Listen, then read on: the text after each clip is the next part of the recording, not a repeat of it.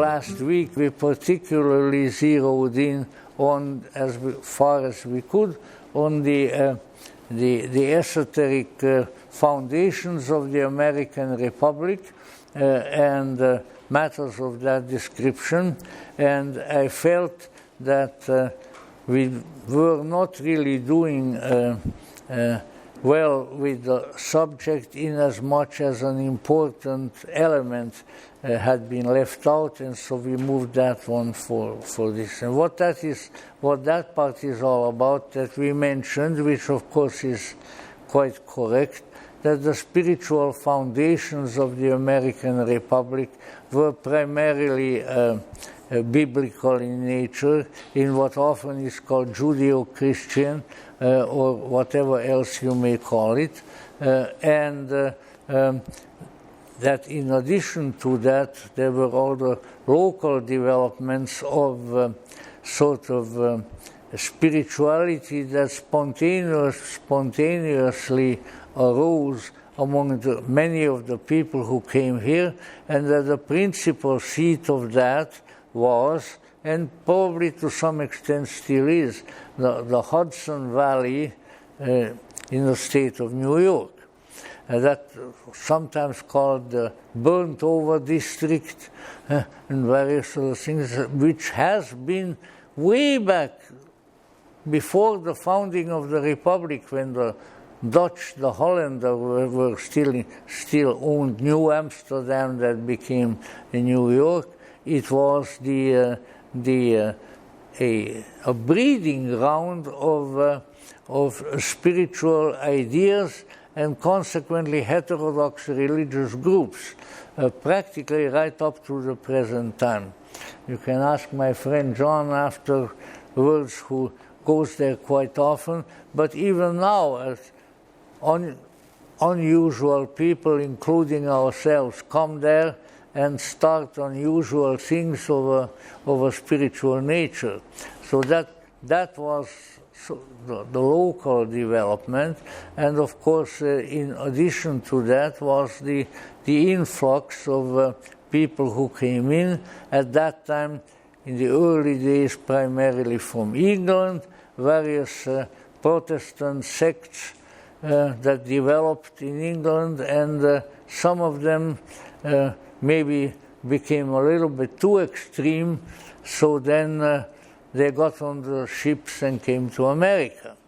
But what we did not mention was that of equal significance, although maybe not as often recognized, was the influence of an ostensibly secular nature that came in from Europe, and that had to do with a phenomenon that came to be called the Enlightenment. So if you came tonight with the idea that because of the title, now we are going to make you enlightened, it won't be true, because that enlightenment was of a different nature, and I'll tell you in a few minutes what it was, and also its antecedents and what went thereafter, because these are quite important. Now, the USA was, of course, initially, what became the USA, was populated by mainly what could be called, without becoming too insulting about it, a kind of a fringe Protestant Christianity. And that would include the various peoples who came over from England and who set up house there. So the pilgrims, as they were often called, were all sort of Protestant sects that developed in England, but that were not by any means mainstream.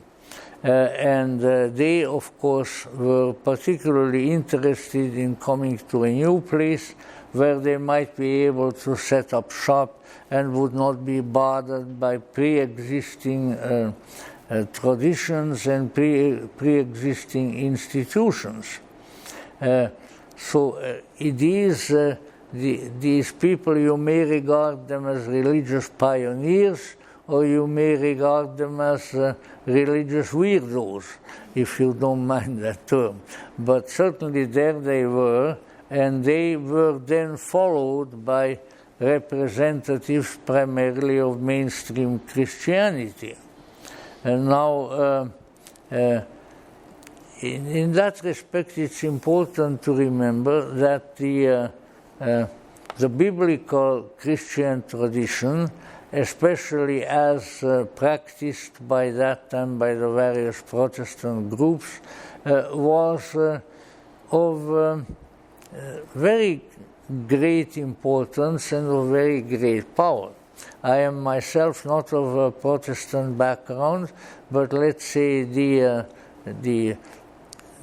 type of Christianity that came over here in the early days was very significant for that time and also for subsequent times.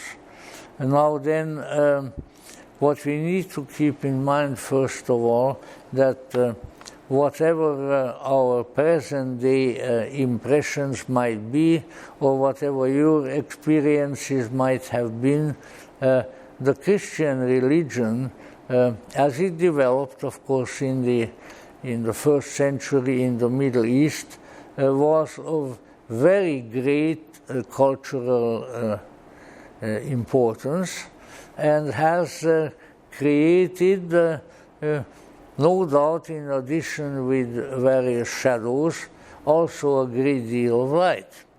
And perhaps one that is in need of recognition, maybe increased recognition at this time, that it was the principal force back in New Testament times and shortly thereafter, as well as many centuries later in various places, including in America, of the ending of slavery.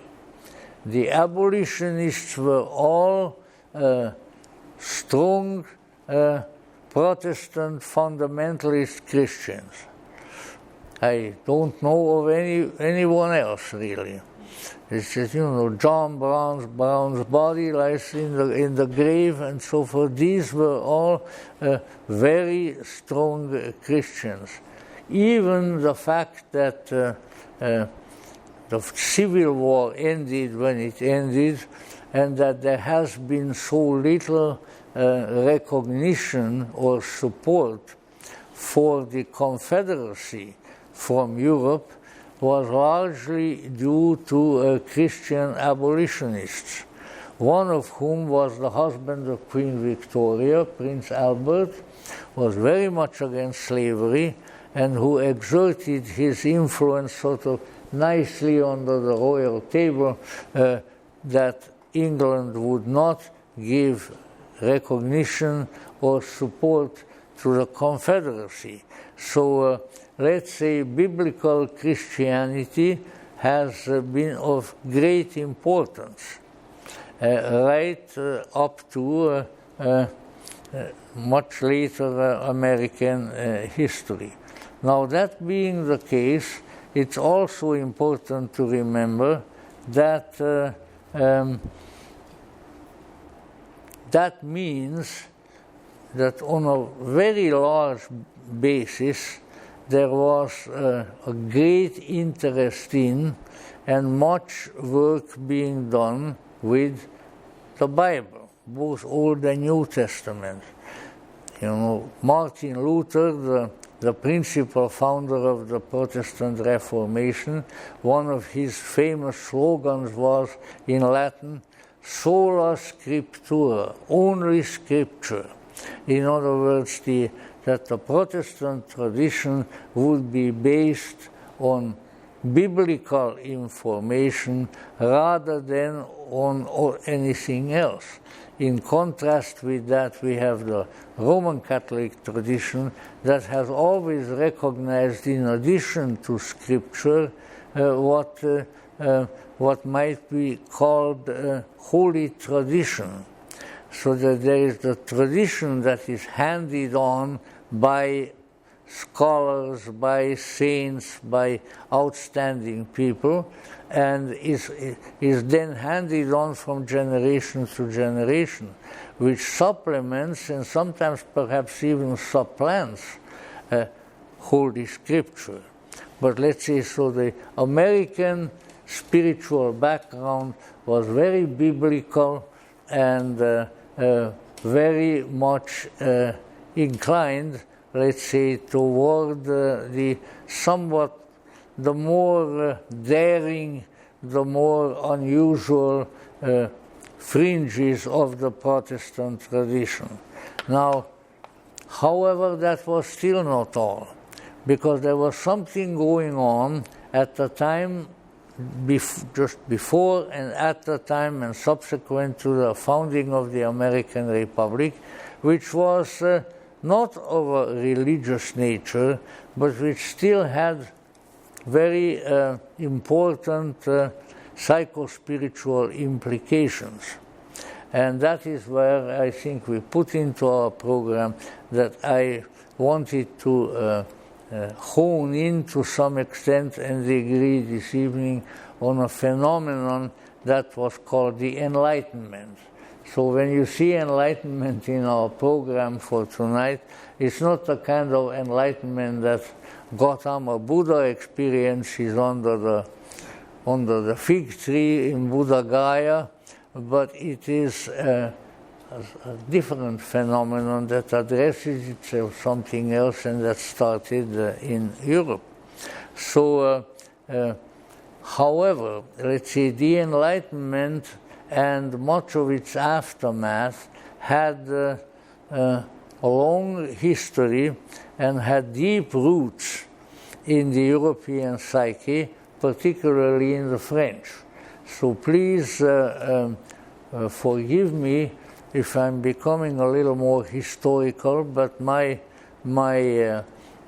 slant on the view of the history of these matters is, of course, primarily esoteric, because I view these historical developments about how they relate to, how they express, how they are part of what we call the esoteric tradition, the universal theosophical tradition. So Carl Gustav Jung, who was really a very prophetic individual and who had insights into the psycho-spiritual trends and movements of history that were very unique and very seldom uttered by anyone else, said that the Piscean age, which is of course astrological, around 2,500 years of the zodiacal age of Pisces, that the Piscean age, and you know how most of you have seen the astrological sign of Pisces, it's usually two fish swimming in opposite directions. And often the one is a dark fish, the other one is a light fish. Well, Carl Jung said that the first 1,000 years of the Piscean age were the light-colored fish, the white fish, characterized by the new takeover, let us say, in spiritual terms, on the part of Christianity, and on the whole, a hopeful, novel religious development and movement. But that when the first 1,000 years passed, the dark fish came into operation.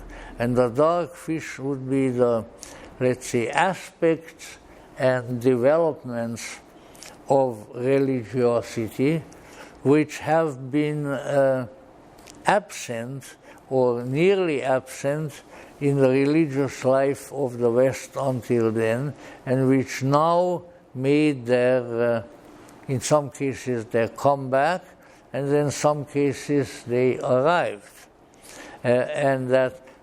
So that after the year 1000 and the subsequent centuries, a phenomena of a spiritual and religious nature appeared in the Western world that were either not at all present or considerably subdued and suppressed up till that particular time. And among them, of course, at least in our view, with our kind of historical view in mind, what these were in many ways were the continuation and revivals of the different and non-mainstream forms of spirituality that existed, let's say, during the first 1,000 years, and especially the very beginning of them, at the beginning of the Christian era. And this would, of course, include our favorite, or my favorite, Gnosticism, which was had a definite relationship to Christianity, Hermeticism, Neoplatonism, and maybe some other minor strands of spirituality. These were present in the 1st, 2nd, 3rd, 4th century quite openly, and after that perhaps in a more subdued fashion. So these, as they have been called in recent times by scholars, the alternative mysticism or alternative forms of Christianity. Alternative Christianity, I think, was William Pagels's expression, the great pioneer in Gnostic studies with her initial work, The Gnostic Gospels, that came out around 1977. Very wonderful lady. I encountered her at the time when she was just writing the Gnostic Gospels in Claremont, which was the big hub of all of these studies. And I said, I saw her go up to the platform, and I said, "Who is this? Is this one of your students?" I think one of the professors was. No, that is Dr. Elaine Pagels, and I think she was at that time at Princeton, where she looked like one of the college girls, student girls, with a long, they used to iron their long hair in those days in order to have a nice long hairdo and all of that. And then subsequently I had some contact with her. In any event, beginning then, let's say there was the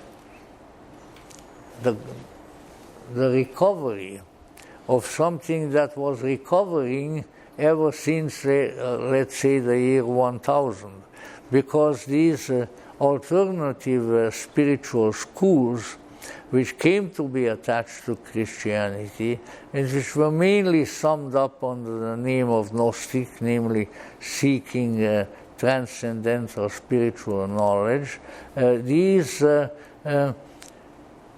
never absent when orthodoxies, or whatever we wish to call them, became very powerful and had the ability to suppress them. They may have gone underground. And in fact, in various ways throughout the ages, these alternative approaches may be summed up under a Gnostic or Gnosticizing label, have always been present in Christendom, but sometimes they were more openly active than others for reasons of disapproval and even persecution. Now, that being the case, we need to remember that after the year 1000, as indeed indicated by Jung's statements, some of these alternative forms of spirituality came to the fore. And one of them, which became very important, although you don't find that importance documented very heavily in the history books, was the movement of the Cathars or Albigensians in the south of France, which came up soon after the year 1000 and which gave the official Christian and Catholic Church a great deal of trouble, so much so that eventually it was extirpated and was subject to what one of the historians, Zoe Oldenburg, called in her pioneering book the massacre.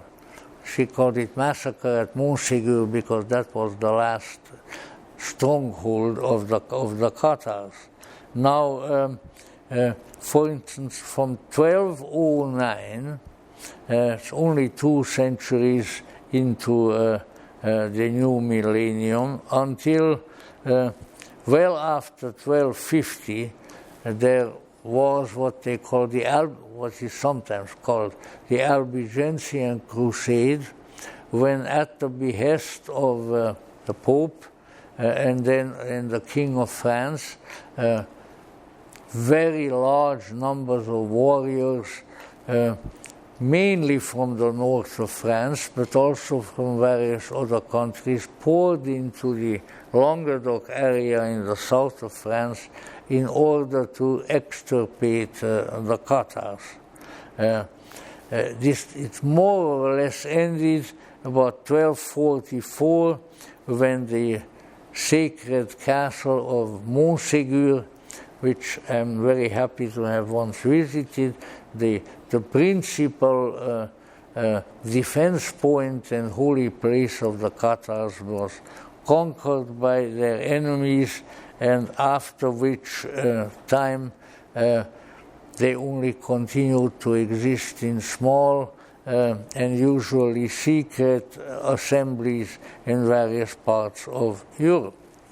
Incidentally, these people were not some sort of wild revolutionaries, but really extremely pious and very mystical people who had a fairly good reputation even among some of the more orthodox church leaders at that time, one of them being one of my favorite saints, Saint Bernard of Clairvaux, who was the second founder of the Cistercian order, who went on record a couple of times saying that the Cathars did not really deserve to be treated with such cruel warfare, that they were really all very well-intentioned people, and that they were people of very upright and beautiful habits of life, in which they excelled the Catholic population. So after 1244, the Cathars only existed in secret, but they had a very large and ongoing influence, and I'm saying these things not just to recount history, but you will catch it in a minute. But they had an abiding influence on the spiritual, religious history of Christendom in various ways, and their cruel and really brutal repression and the ongoing long warfare that was conducted against that did bring the Roman Catholic Church and many of its leading proponents into considerable disrepute. So after the fall of the Cathar religion, and this meant first the defeat and then the burning at the stake of thousands of people. So it was really a big and terrible event, left a mark, particularly in the memory of the French people. And so that there was always that feeling there that he were les bonshommes et les bonnes femmes, as they were called in France, the good men and the good women who were defeated and so cruelly executed in such large numbers, and purely for religious reasons. So let's say the so-called Albigensian Crusade, and Albigensian was just a name that people from outside attached to them, because one of the first cities where they appeared, where the Catars appeared, was in the city of Albi in the south of France, and so it's the people from Albi. Albi is still there, and it still has some of the old buildings. By the way, if you want to ever see a fabulously beautiful and impressive countryside, then go to the Languedoc. All the way from Toulouse down to the Italian border, it's a fabulously beautiful countryside. On the one side with the high Pyrenees mountains, which even in the summertime usually have some snow, and the wonderful vineyards, the olive groves, and on the mountains the old ruins of many, many beautiful fortresses and castles. There is no place like I have been all over much of Europe, all over the United States, not very much farther than that, except Australia and New Zealand, but I have not encountered anywhere such an archetypally impressive and wonderful countryside. So the countryside itself is a marvel. And undoubtedly so were a lot of the people who lived there, including the poor Catars. Now, what has been done to the Catars, mainly under the leadership of the Northern French, was really never forgotten. And let's say, the regard in which the Roman Catholic Church, which was of course the only church until the Reformation, at which time you had the Huguenots and various people, which is a curious name. I don't know whether I should bring it up, but I am, that these were Protestants who came to France and were converting people there, and they were Germans. So they called themselves the Eidgenossen, which in German means those who have rendered an oath, Eid. And the French couldn't pronounce that. So instead of saying Eidgenosse, they said les Huguenots. And that's how the Huguenot name came into it. I'm sure that you are extremely excited and happy about that information, because it is of momentous significance, which you shouldn't believe. In any event, a very bad impression was created by the Albigensian Crusade, which was never forgotten. And so even among people who did not consider themselves Catars, even secret Catars, there was sort of the bad feeling. Look what instigated by the Pope and by the Catholic Church, look what has been done to so many of our nice compatriots whom we liked. And this was really never forgotten. So let's say there was a dark spot, a dark stain, which is better, on the history of France from then on, which was, what was done to les Catars, the good men and the good women.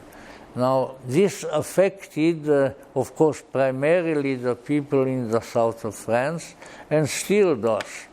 I had somebody whom I knew who from here moved to live in Qatar country and lived in the town of Béziers, which is way down south going toward the Italian border. And she remembered that I would be very vociferous about the Qatars and that I had all kinds of books about the Qatars. So she asked one of the local southern Frenchmen, what about the Qatars?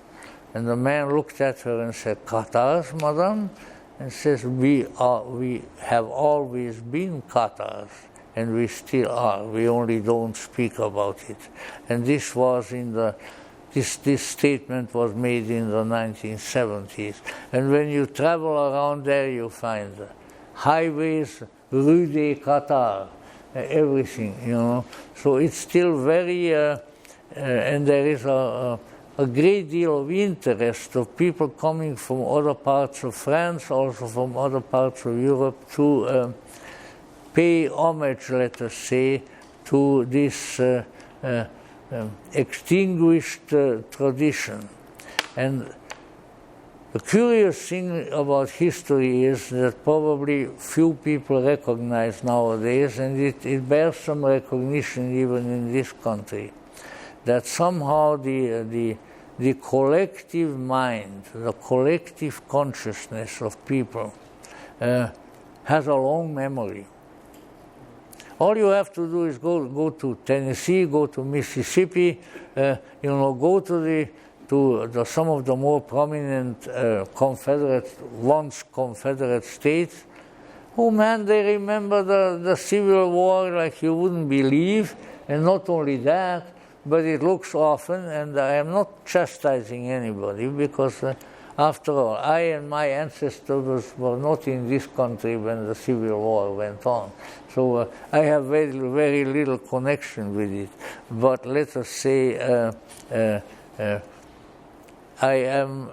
was very much impressed on my travels in the various states there with the incredible way in which so many people of all states and of all social classes have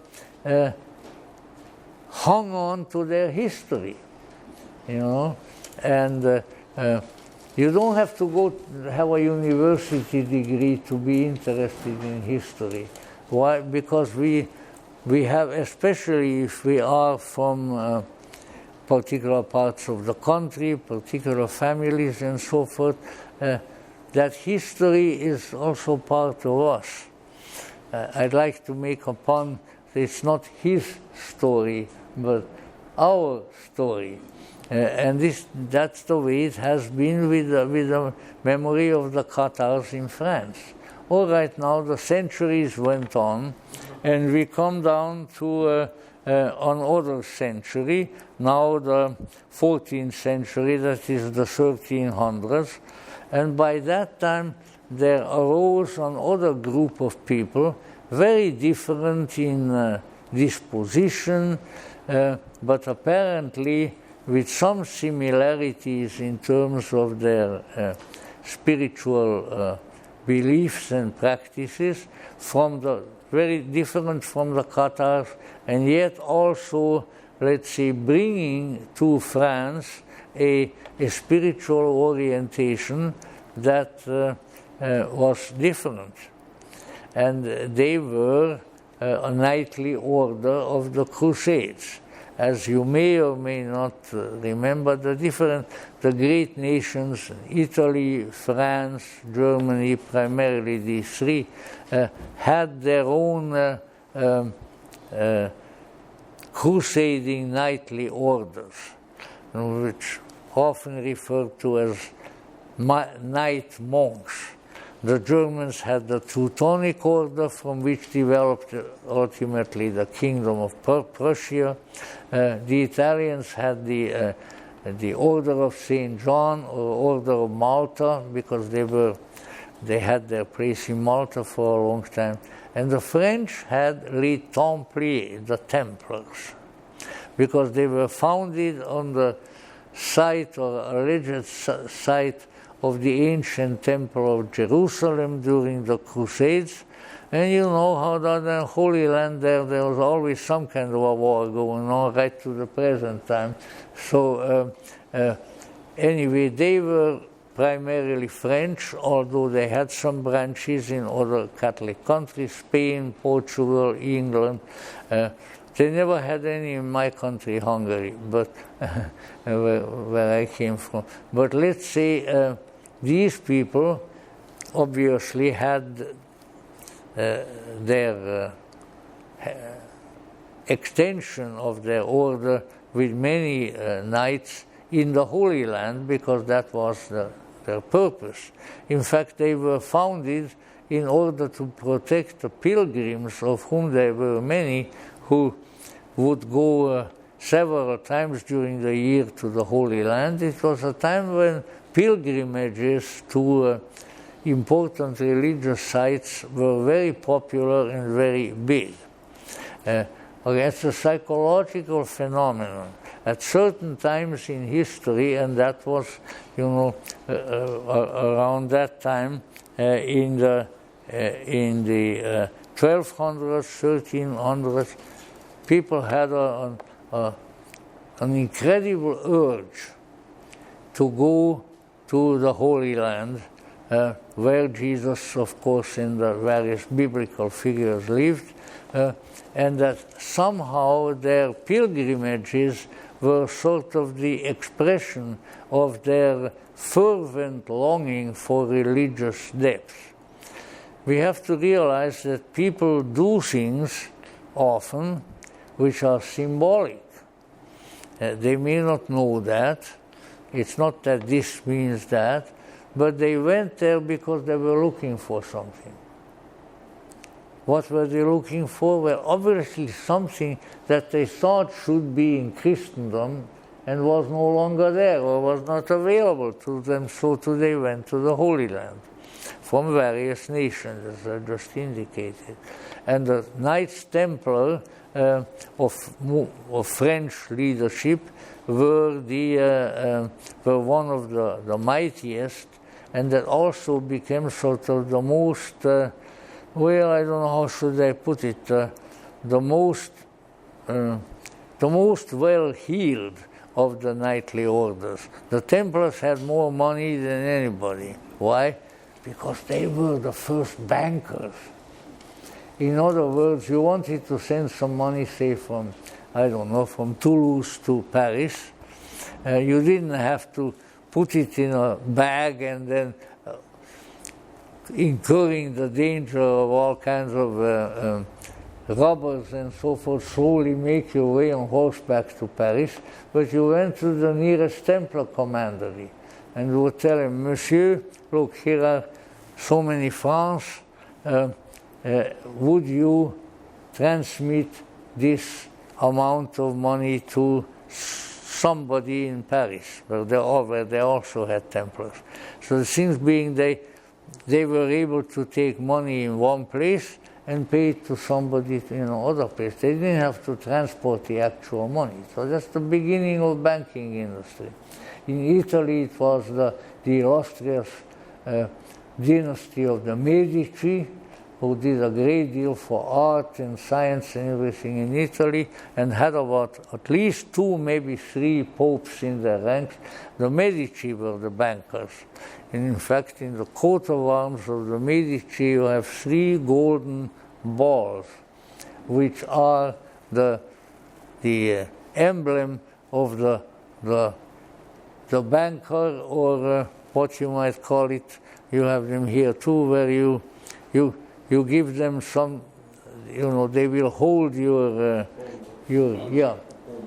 yes, pawnbrokers. They were the first pawnbrokers, and then they became the most important family in Italy for centuries.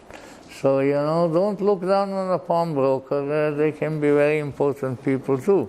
In any event, the Templars were both rich and numerous, and both in the Holy Land and back in France. Now, it's difficult to tell whether the esoteric traditions or just the plain historical data should be primarily considered. But it seems, we don't have any evidence of a direct nature. It seems that the Templars, being so closely connected with the Middle East and with the Holy Land, have brought some ideas with them from the Middle East. Where they exactly picked them up and what their nature was, we don't know. But we know, for instance, that the Templars sort of became friendly with various folk in the Middle East, obviously, when you are there, and that some of these were, how should we put it, heterodox Muslim groups, particularly the so-called assassins. The French, of course, called them that because the French term for murderer is an assassin, which, however, came from the Templars because the conditions in the Middle East were that this Muslim group, maybe not unlike some Muslim groups today, was real good at going out and killing people. And moreover, apparently one of the ways that they accomplished that was that they used a great deal of hashish. So when they went into the battle, they didn't care what happened to them. And so they were called the hashishim in Arabic. But the French couldn't pronounce that because, you know, the French can't pronounce H. So les assassins, that came from the hashishim. Anyway, the Templars had various connections like that, possibly even with some really ancient, heterodox, Gnostic-like groups, because they were what came to be known as the Mandaeans, still around in considerable numbers at that time. And so they brought back ideas about religion and related matters that were not common knowledge, and that might even, by some very Orthodox Catholics, might have been considered heretical.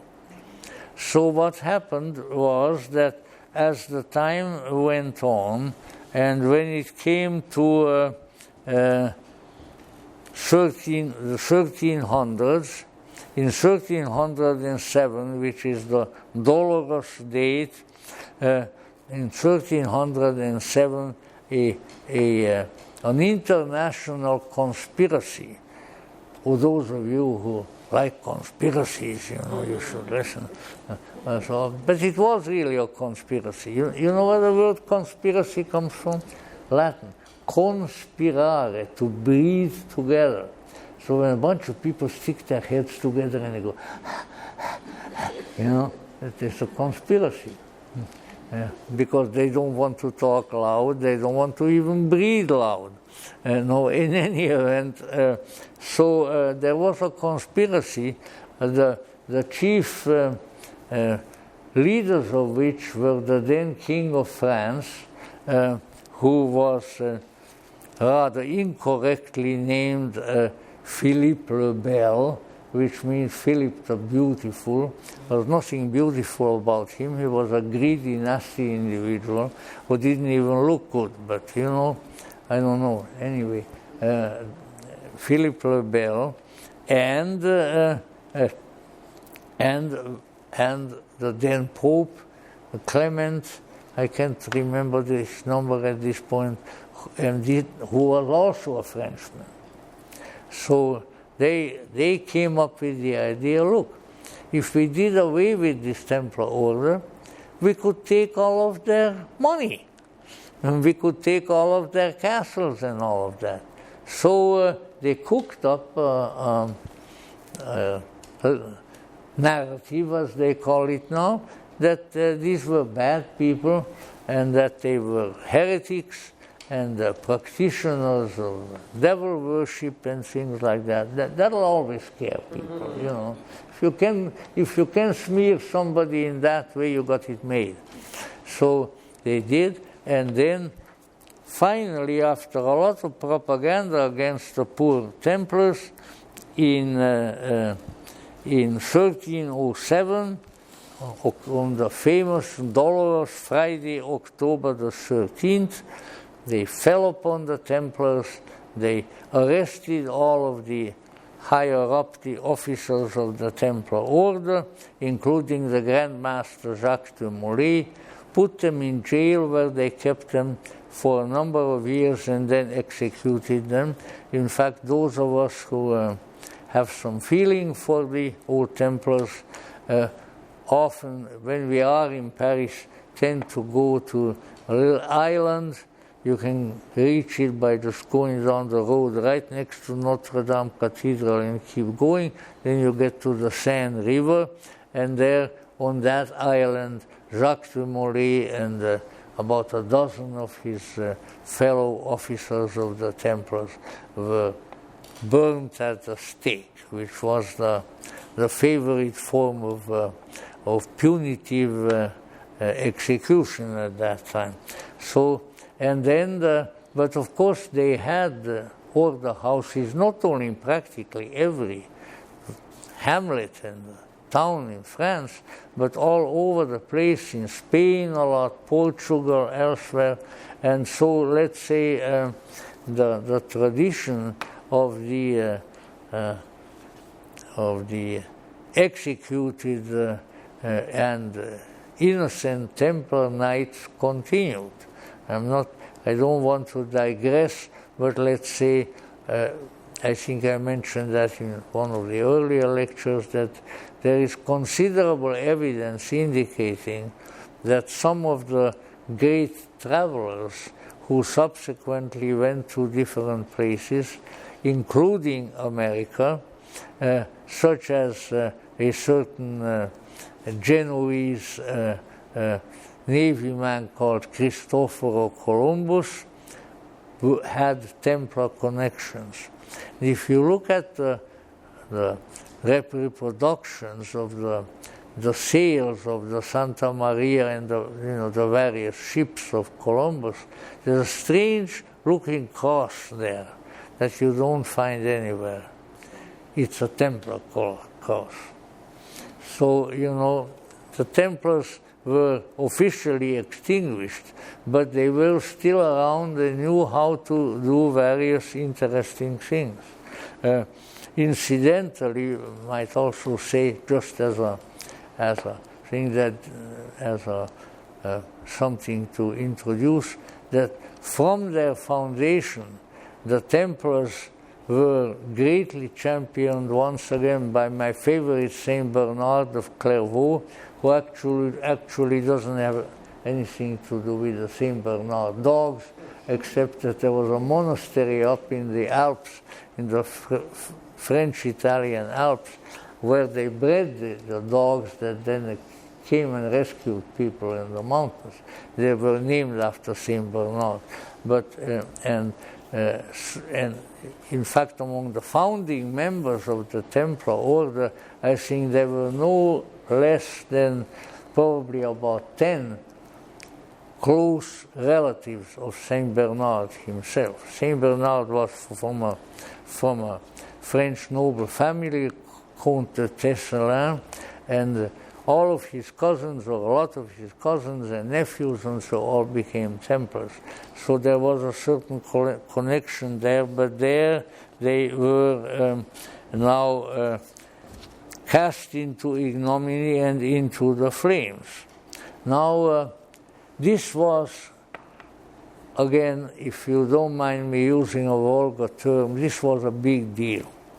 Because while the Cathars obviously were respected, a nice, peaceful, inoffensive bunch of people in the mountains in the Languedoc, the Cathars were very well known and very highly respected because of their wealth, because of their exploits in the Holy Land, and for various other reasons.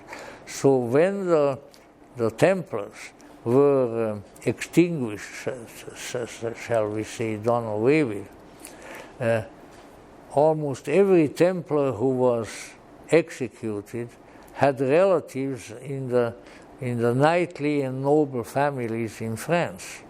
So the persecution of the Templars had a great and abiding effect in the upper regions of French society.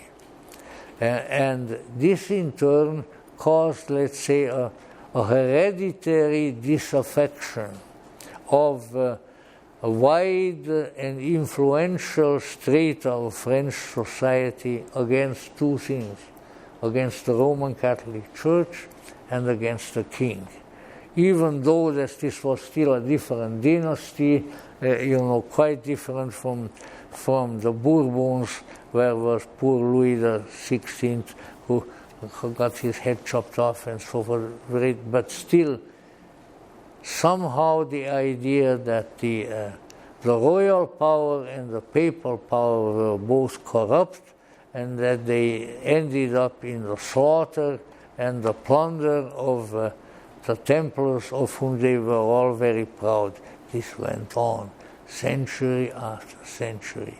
I'm a European by birth and upbringing myself, and I have a little bit of an idea as to how many European people of any social class, they have a far memory.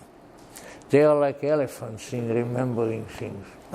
And so centuries went by, and all these French families said, yeah, he said, look what I did to a great-great-great-great-great-grandfather who was a Templar. They burned him at the stake in the Ile, whatever it is, the island there. And so there were two underlying widespread forms of disaffection. Okay? Disaffection with the church, disaffection with the royal power. Now, whether they were justified or not, and to what extent, that we are not in any position to determine that, but they were there.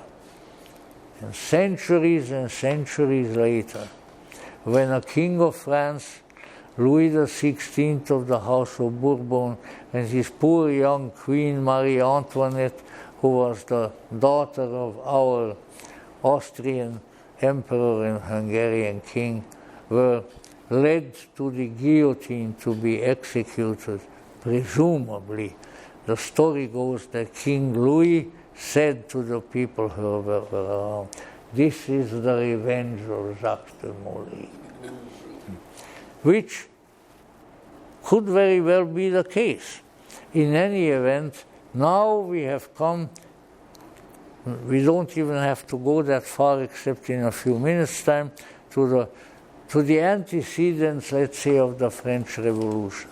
And while it took a whole bloody revolution, replete with guillotine and all of that, to do the dirty work of the French Revolution, prior to that time already there were, there were movements of an intellectual and spiritual and emotional nature, which went back to this widespread disaffection with the church and with the royal power.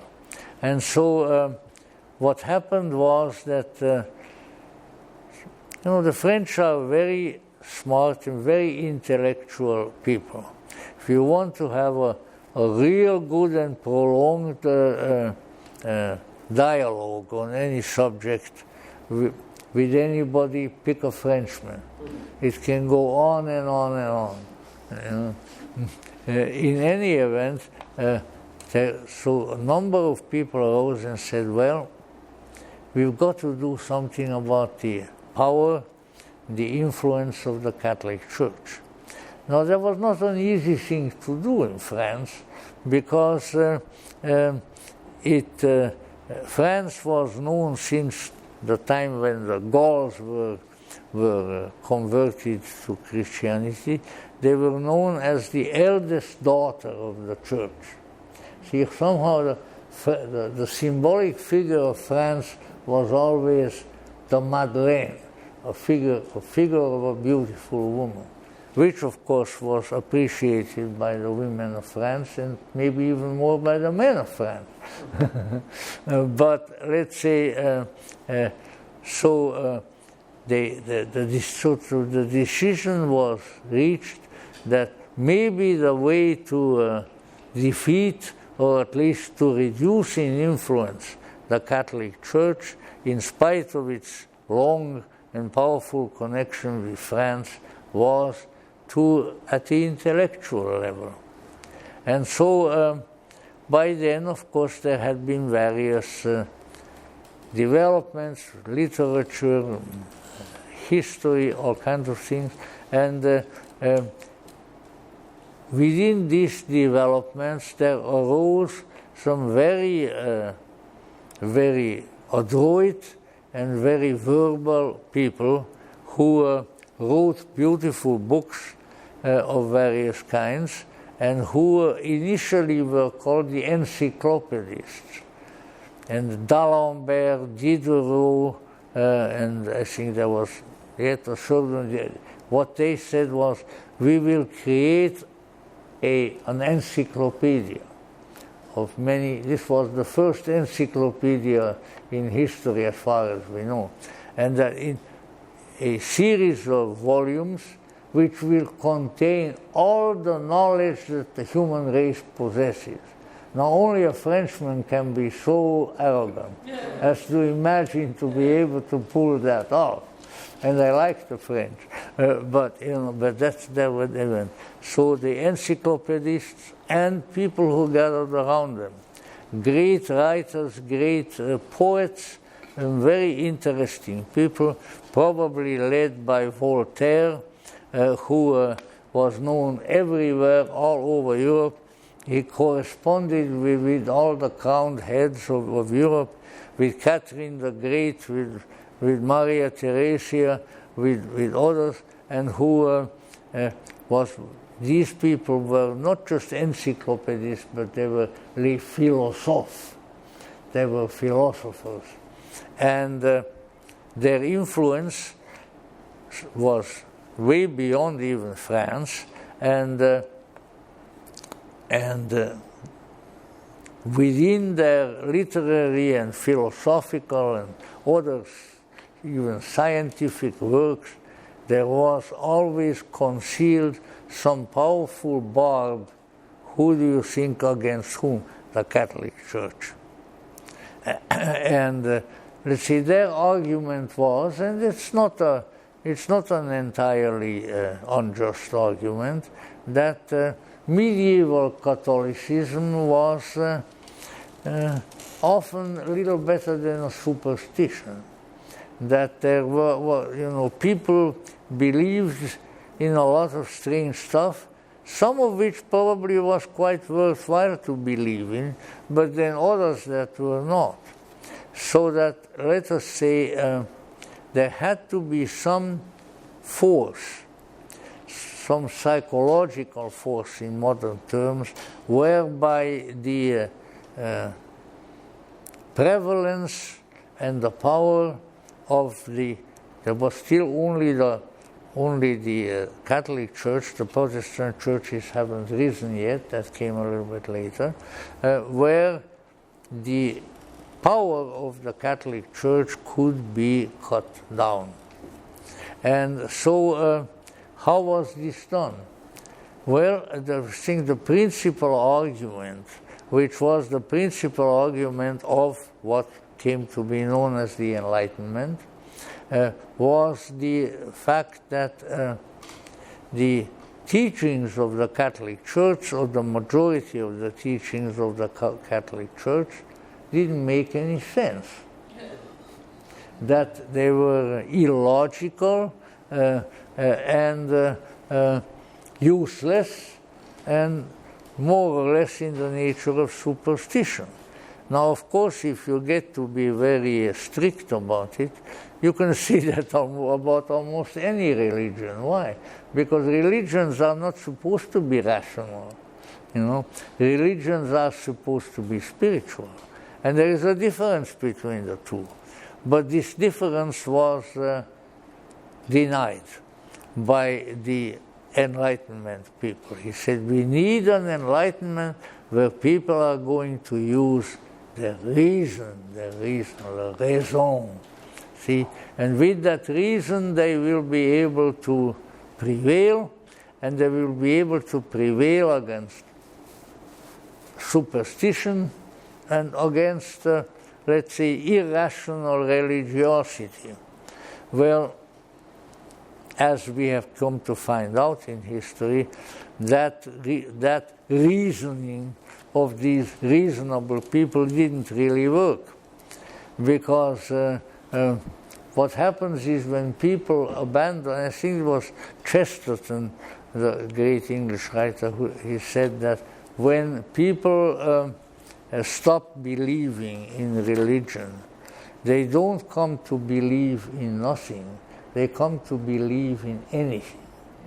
So, when you abandon the particular worldview that is based in that case on spiritual factors, religious factors, when you abandon that one, you need something to take its place. And sometimes, or very often, what takes its place is a heck of a lot worse than what has been abandoned, Just look at, there's Stalin and his buddies, we got to do away with the Orthodox Church, So, do away with the Orthodox Church, and what do you place in its, what do you put in its place? The Communist Party, the Gulag Archipelago, all of that awful nastiness. So certainly something, when you don't believe in one thing, you will believe in anything. So you kind of have to be careful with changing your beliefs. In any event, so this was a high, classy, very intellectual kind of, if not exactly atheism, but agnosticism. Gnostic is someone who says he knows, an agnostic is somebody who is honest enough to admit that he doesn't know.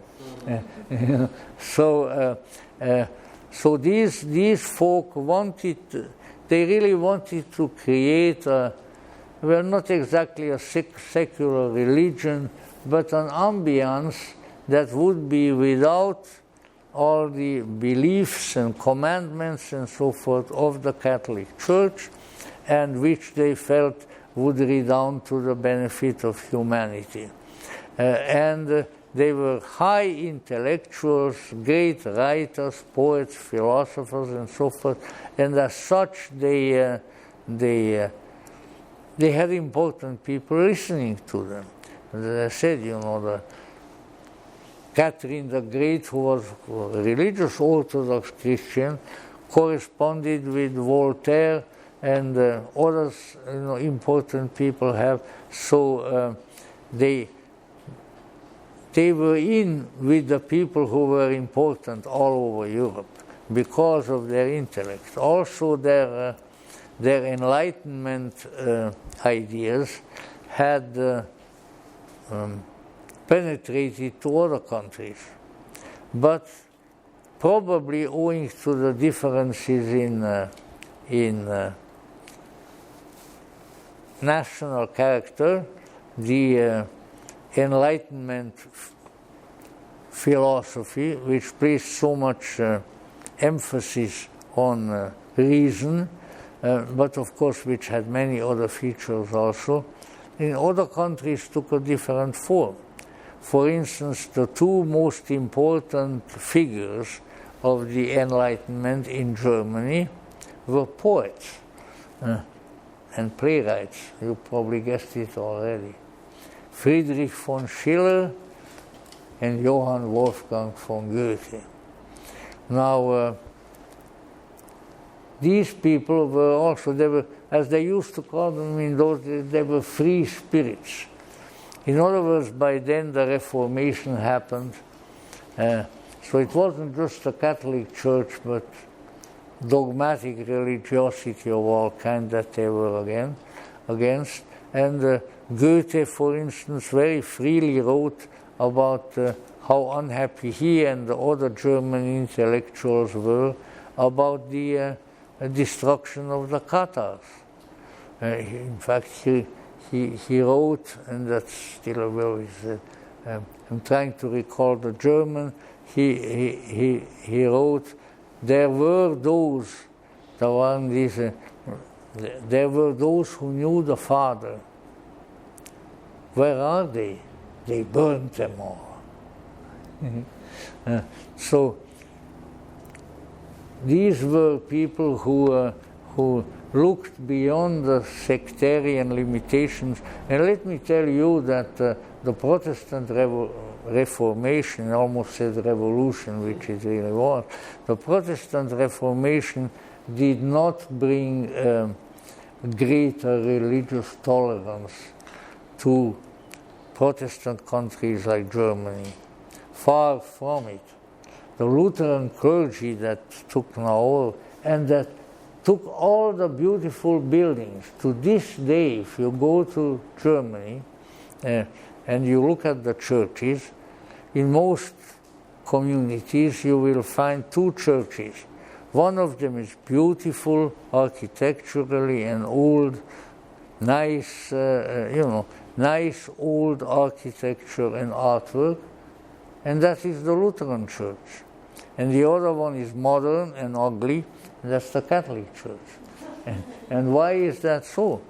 Because the Protestants took away the churches from the Catholic Church, owing to the fact that if the particular prince of that principality was a Protestant, then he could take the church.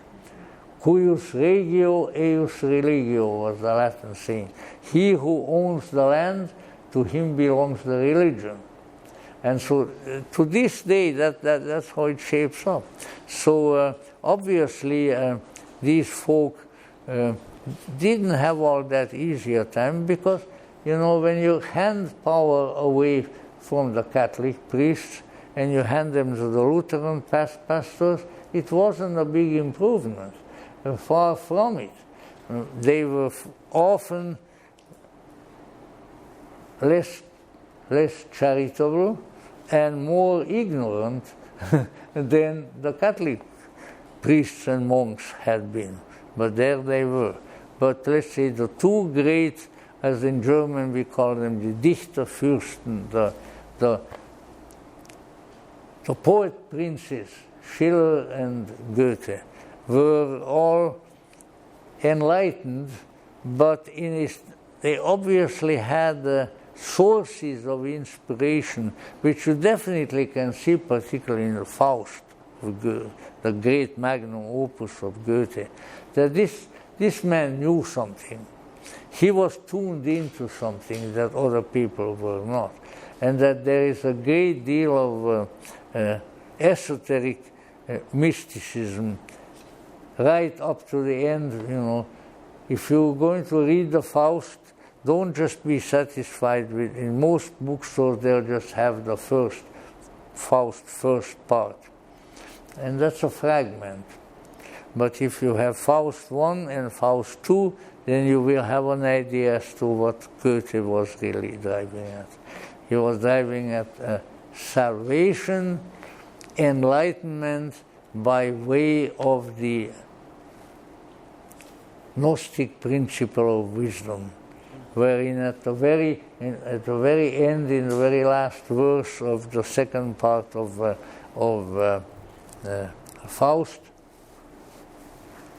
the Margaret is going down and saying Mephistopheles is very happy that he will have Margaret in his hell, but there comes the wisdom, the Madonna, the divine Sophia, and takes her up. So, and many other features of the first and second part of Faust indicate that there is an other, a transcendental, a spiritual knowledge present there. Now, Schiller was of a somewhat different disposition, but also these were the great leaders of the era of Enlightenment in the German-speaking countries. Now, all right, let's look a little bit further, and I didn't really want want you to have just a lesson in history here, but I hope I am tracing the movement of ideas, which is really the only history worth looking at, and how the let's say the esoterically informed and yet rather shaky philosophy of the Enlightenment developed first in France and elsewhere. So if we want to be judgmental, we ask, well, were these countries better off? Are we better off today because of the Enlightenment having come and the downright worship, and it became that during the French Revolution, the downright worship of reason came in? Has it really done us that much good? I think it's questionable. I think that there was a great deal in the philosophical trends of the Enlightenment that was very one-sided. And that later on, what a couple of centuries down the line, paired up with the scientism of Darwin, of Newton and people like that, and became the progenitor of the materialism, or nowadays euphemistically called secularism, of our era. The reason for that being that it's good to keep in mind that things may look very good at some point in your life, but you've got to watch out, because they can turn into something else, turn into something not at all good if you don't watch out. This is the method of the alchemical changes that occur in the psyche, and you have to watch out. And of course, people didn't watch out sufficiently, and therefore now something else happened. So here was the Enlightenment, these wise people, these wise philosophers were writing. Voltaire wrote such beautiful letters and wrote poetry and all kinds of things. So, they were really very fine people. But let us say, what they wrote eventually maybe did not create, but contributed to some very dicey developments, shall we say. So now the era of the Enlightenment, people were still reading Voltaire, and Voltaire spoke very highly of various Gnostics. In Candide, he writes very, very beautifully about the Manichaeans, various things. These people knew what they were doing. They were very well-informed people, but the trouble was that they were too intent upon extinguishing the old spirituality and substituting their own rationalistic philosophy, no matter how beautifully they expressed it, as its substitute, and it didn't really work. So time went on, not a very long time later, and now we are in the 18th century.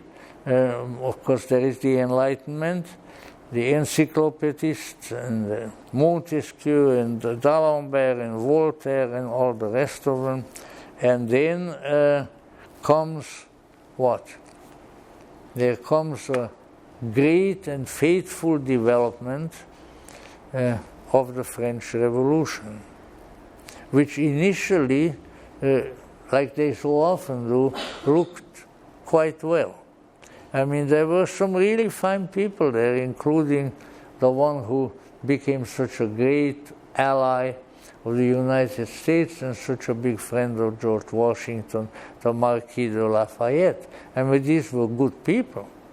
But what was happening was that the seed planted throughout history of the antagonism toward the Catholic Church, and also to some extent the criticism of the social order, now were beginning to blossom. And if you read the history of the French Revolution, you will see that it starts out with the best of intentions and the nicest of people. And then, maybe you put, that's how I did. Over this is interesting, and I put the book aside, and I was doing something else, and then I continued, and now all of a sudden there was the guillotine and things like that. Huh? I said, what's happened, you know? So, bad things often start with rather good intentions. And that is what happened in this particular case. If you look at the history of the French Revolution, there comes a time where the good people, the nice people, the wise people, and the good poets, the good philosophers, of course Voltaire was dead by then, and at his Masonic funeral in the streets of Paris, there walked a gentleman who was thought very highly of him, and that gentleman came from way across the ocean. His name was Dr. Benjamin Franklin. So, you know, these things were all there, but a tremendous deterioration of the atmosphere takes place, and before you knew it, these, for the most part, aristocratic and very highly trained and very knowledgeable and very learned leaders of the Enlightenment were no longer there. And instead of that, you had people like Marat and Danton and the headquarters, the bloodthirsty revolutionaries of the French Revolution. And somehow these two things got mixed up. And so what happened, in my not so humble opinion, was that the essentially commendable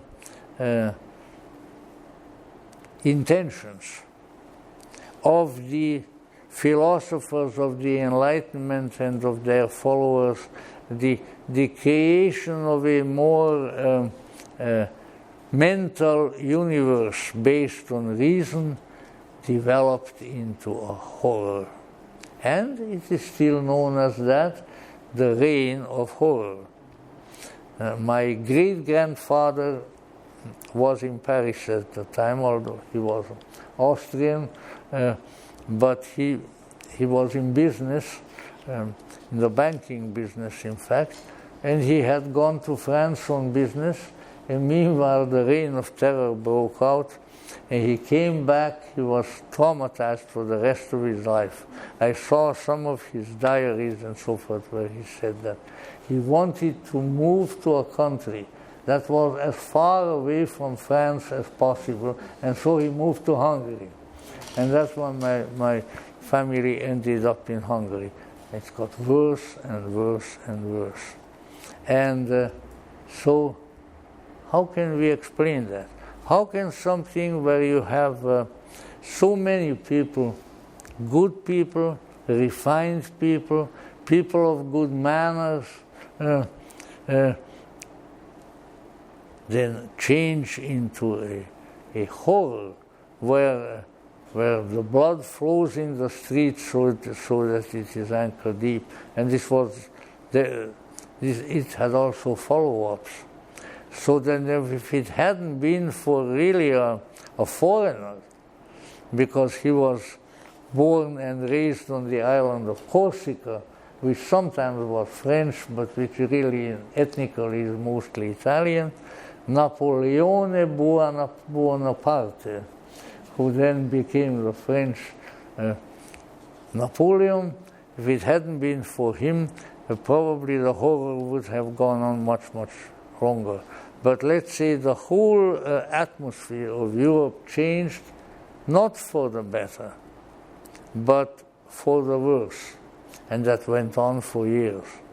Oh yes, the reason. Well, one good one, when the reign of horror, the revolution got really bad, the revolutionaries had an idea that they have to start their own religion.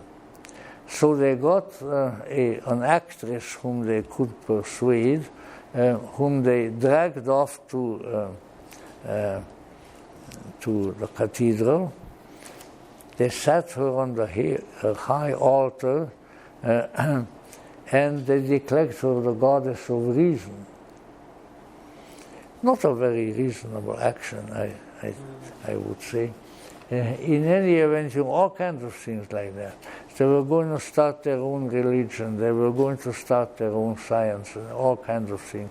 And let's say it was a development, a cultural upheaval that was never done away with, that was never rectified. Its remnants are still with us.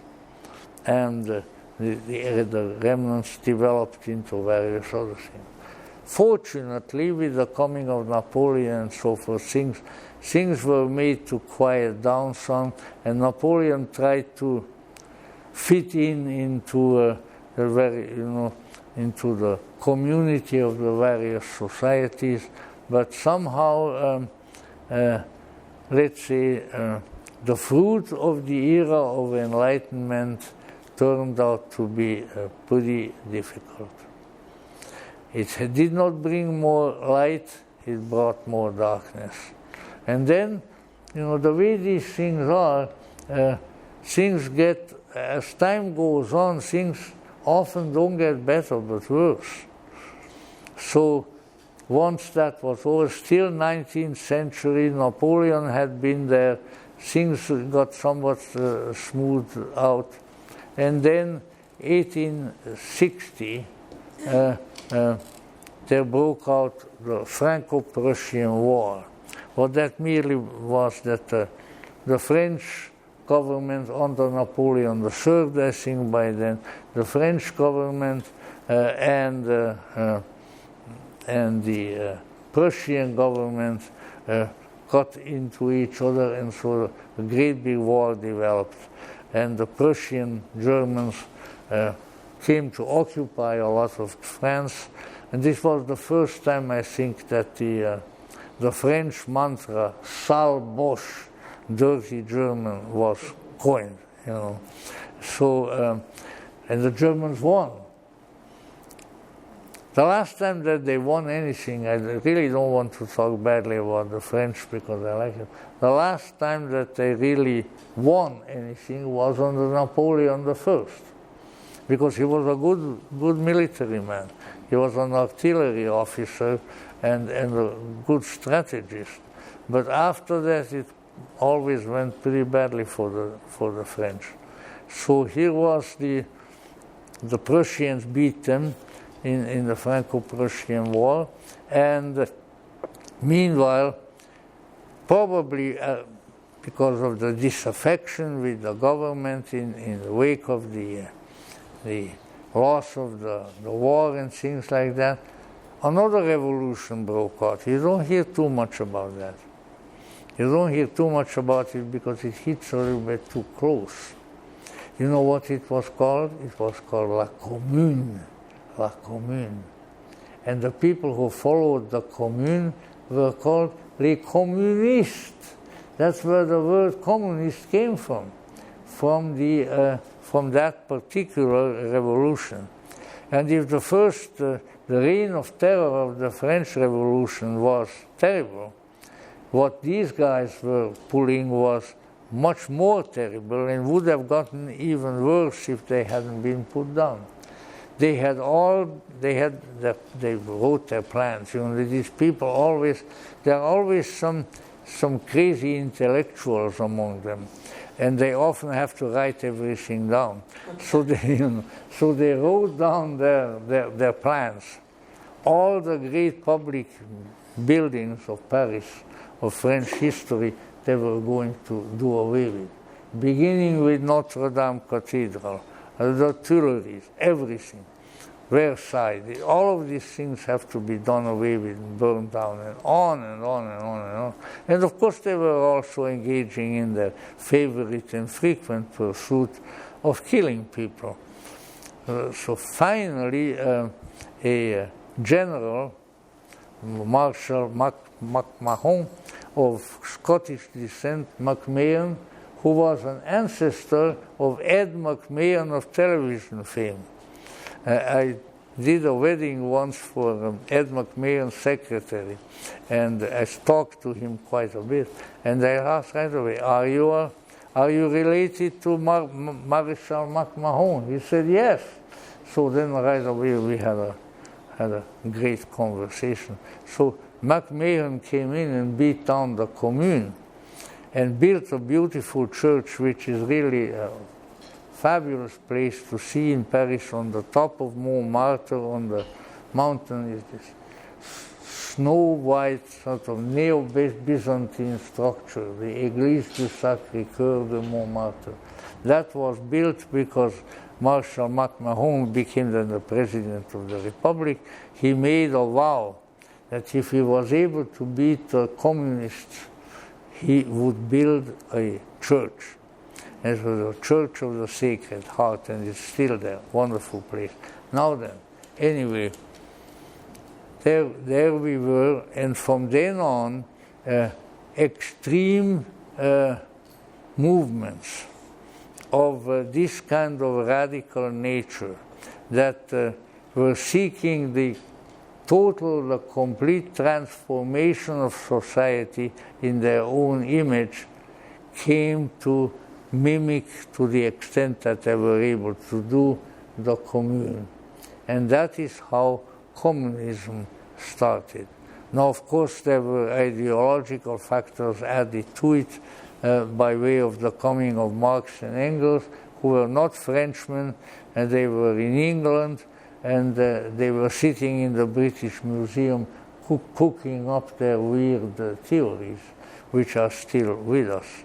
But let us say the idea of a total and rather malefic transformation of human society according to the reason, let us say, of these revolutionaries became something that continued, and then we saw it in Russia, and we saw it in China, we saw it in Cambodia, we saw it in Eastern Europe, and wherever we saw it, let me tell you, I lived under it. It was hell.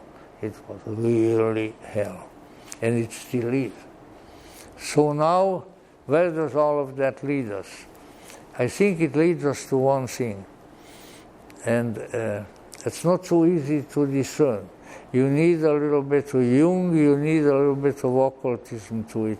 And I could perhaps formulate it this way, that social, political, religious, even philosophical developments take place in humanity, but that it is extremely important to be terribly careful with such transformations in society, because well-intentioned as they may be, even they may attract to themselves pretty good people.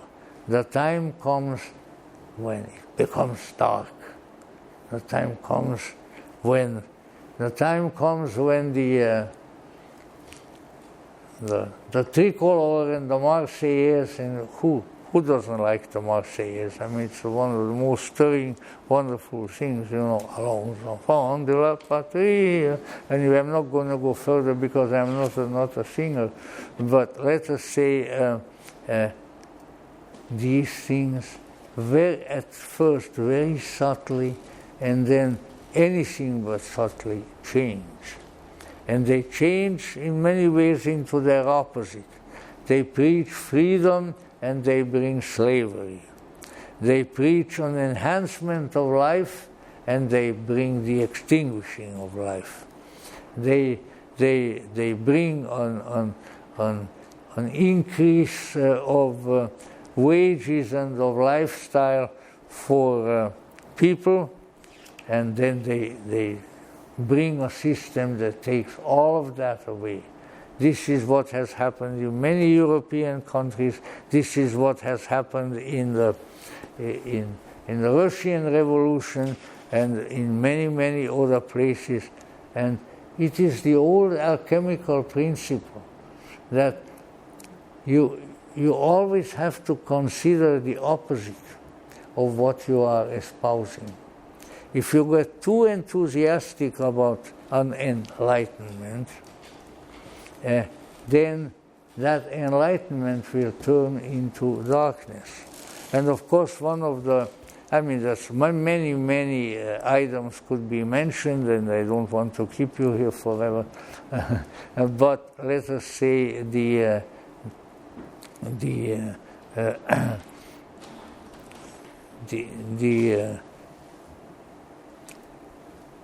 opposite of the ideals that were originally proclaimed comes to prevail. Why is that? Because in all things in life, including in human society, unfortunately, to use an old American common expression, it takes two to tango. And what happens is that when one kind of transformation takes place, right on its heel is another, which not only will countermand the first one, but which will turn the whole situation into as much darkness and as much evil as possible. When people are trying to do good, it's very important to keep in mind that there is an opposite of the good. In anything, in ourselves, that's the only trouble, because this is human nature. We have to recognize within ourselves that no matter how much we like to look upon ourselves as good, but we are quite capable of being no good, you see? And this is the issue. Because the Enlightenment made a great big mistake, probably the biggest mistake of its philosophical statements. It proclaimed that human nature is by its nature good. And that became the origin of an incredible amount of evil in the world, going on and on, culminating in Auschwitz and in the Gulag and things like that. Why? Because human nature is not good. Human nature is human nature. Human nature can be both. And so we as human beings have to cultivate and support and add constant fuel to the good side of our nature, so that we will not get involved in and do, to use a common term, bad things. It's very easy to do. Each and every one of us has the capacity of doing so. But fortunately, we have the good side. And if we nourish the good side within ourselves, then the other doesn't have a chance to take over. But we have to be very careful, because the evil can easily masquerade as good. Oh, all you have to do is do away with these capitalists. All you have to do is just execute all these Russian aristocrats and so forth. Then everything is going to be good. You know what? It became hell upon hell upon hell. Why? Because the dynamics was not taken into account. And the dynamic is that we walk a razor's edge between these extremes. But if we are wise, if we are well-intentioned, if we continue to cultivate the high, the transcendental, we might even say the supernatural within ourselves and our associates, then the other will not have an opportunity to take over. Now, I'm not advocating here some kind of demonology, although, let's say, the presence of unpleasant, non-physical beings in human life is something that one ought to consider. Don't consider it too much. A very wise woman, great Dora Kunz, the great seer and leader of the Theosophical Society, said to me, if you talk too much about evil, it is going to appear. So, be careful. Be careful. So I said, you mean if you mention the devil too much, then he will appear? Oh yeah, he will say, hey, did you call me? So one has to be careful with that too. And you shouldn't see evil and terrible things everywhere. But you should be aware that such things exist, and that constant vigilance on the path of the good and the bad, on the helpful and the unhelpful, must be present in human beings and in human society. And the really successful, or at least up to a certain time successful societies that were really doing very nicely for a long time were all based on that there were people there who were able to discriminate in that fashion, and who did not assume that just because human beings are going to get something or are going to do something, that humans are therefore good. Humans can be both. And since we are human, we have to watch both of these opposites within ourselves. And that is of extremely great importance. You can be as idealistic as you want to be. You can have the greatest burning desire to save humanity. But if you are not conscious while you are doing that of your own shadow side and of the shadow side of your associates, you're going to become another Hitler, you are going to become another Stalin, you are going to become another Pol Pot. And we have seen how that works. And for God's sakes, we have to be careful that it is not repeating. So what this brings about is that revolutions are not enough. Not even reformations are enough. Only real insight. Insight into the human soul. Insight into the intentionality and the heart of universal being will do.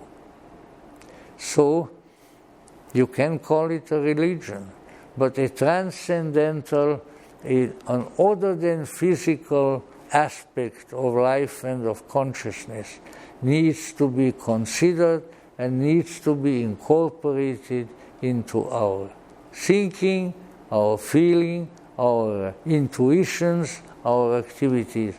And there again there is another nice example of what we are talking about. You see, reason. With reason we will reform society.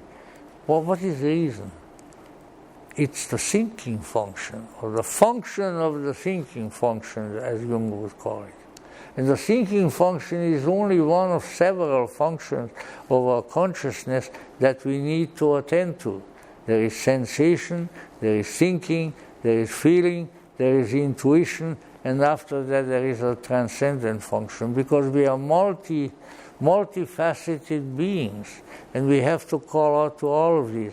When we just concentrate on one, that is one of the dangers nowadays, is that we are concentrating too much on technology, and now we have arrived at the artificial, what is it, artificial reason? Well, there isn't enough natural reason in the world, and it'll be even worse with artificial reason. But we have to be aware of the multifaceted nature of human life and of human consciousness, lest we run forth in a particular direction that initially seems nice and wise and informative and rational, reasonable, but that can very rapidly turn into its very opposite. And when it does, to get rid of it is extremely difficult. So this is, it's very strange and it's very paradoxical, and I can't tell you why these things are so, but I'm pretty sure that they are so, that when we engage in something stupid, and because evil is always stupid in the long run, although it prevails for a long time, and one of these things, when we engage in that, we are selling ourselves short. We are doing injury to the good part of human nature, and therefore it's always important, and I'm not talking here about some kind of a mea culpa, oh my great sin type of attitude, but we need to look at ourselves and not get fired up about something like reason or justice or whatever people may say, because all of these statements are one-sided, and when the one-sidedness prevails, it creates an imbalance, and it switches over to the evil side.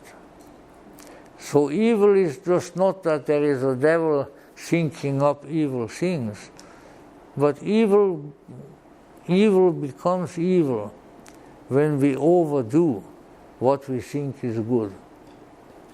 When we don't have enough judgment about our own motives and about our own activities, when we don't know how to look into the mirror of consciousness and say, look, am I still good?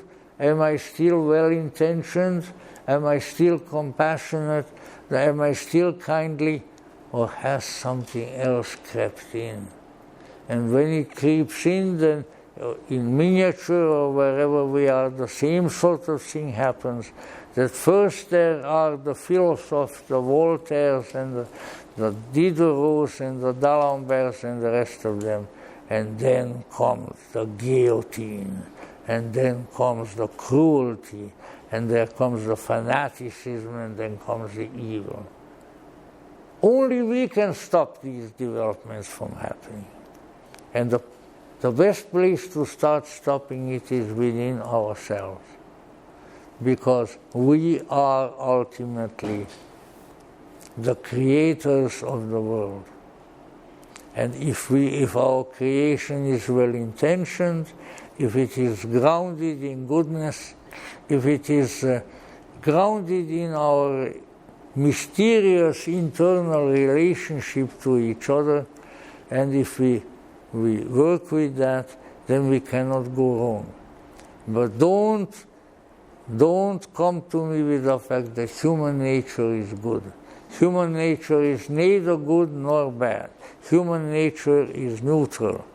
And therefore, when in our nature we create a room for the good, for the wise, for the insightful, for the compassionate, then that will keep everything else out. But if we allow that to thin out, to kind of go away, and to be marketed, let us say, in in the political marketplace, then things are dangerous. And it's at any time of history it is there. So the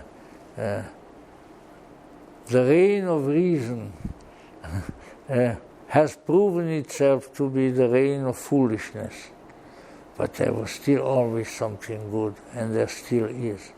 And that is where we have to listen to the still small voice and to our good feelings. As long as our feelings inwardly are good, then they can tell us anything else, we will remain that way, and we will not fall prey to the forces which are other than good.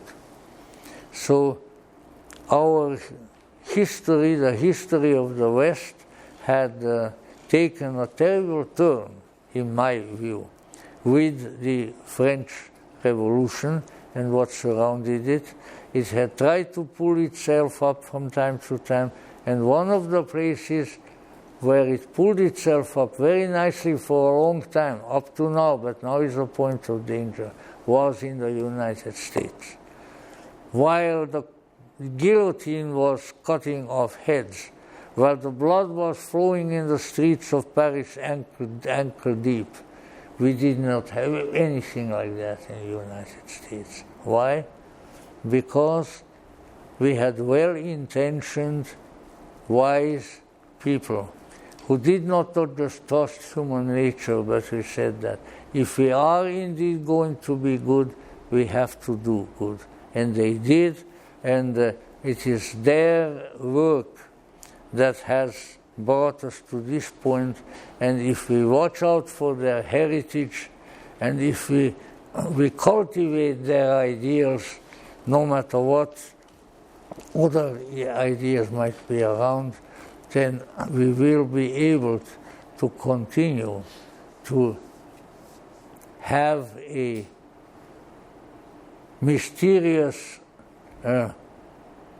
Atlantis across the ocean from Europe, a strange new country where those who could not stomach what was going on across the ocean were able to come, and who created at least the potential of something very useful or very wonderful. And I'm a foreign-born, I'm a naturalized citizen, but I'm an American patriot along with the patriotism of my own country. Be a patriot. Be concerned about the good of the place where you are and the people who are there.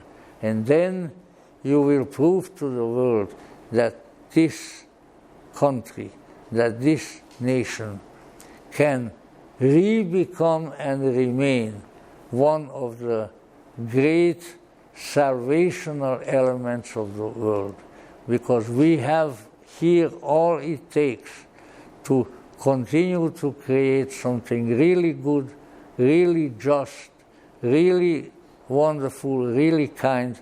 And if we continue to concentrate on that, then with our own labor and with the will of the ultimate power, it will happen, it shall happen, and we will have helped to make it happen. Let us do that. God bless us all. Well done.